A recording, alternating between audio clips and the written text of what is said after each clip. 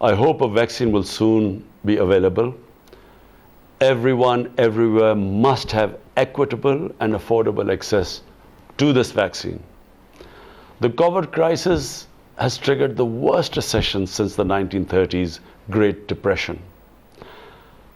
As usual, the poorest countries and the poor in all the countries have been hit the hardest.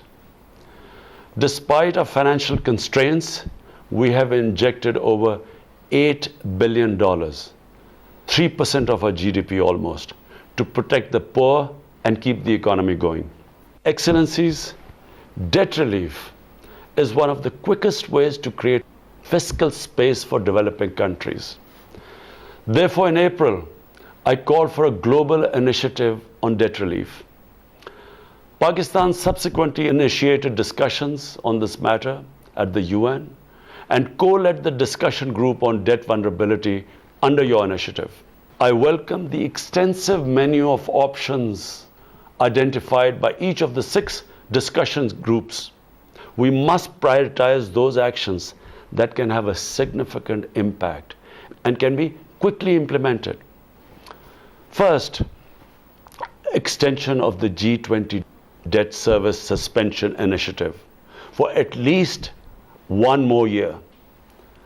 The request for forbearance under this initiative should not affect the country's credit rating, since this is due to force majeure, not mismanagement. Second, the multilateral development banks should participate in debt suspension initiatives. Third, other short-term measures which could cover both official and private creditors include debt swaps for health, climate and SDGs, debt buybacks, reprofiling debt, and regional resilience funds.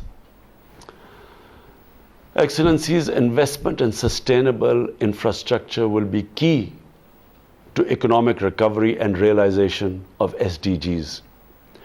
We should create a UN infrastructure investment facility to mobilize an additional $1.5 trillion annually for the developing countries.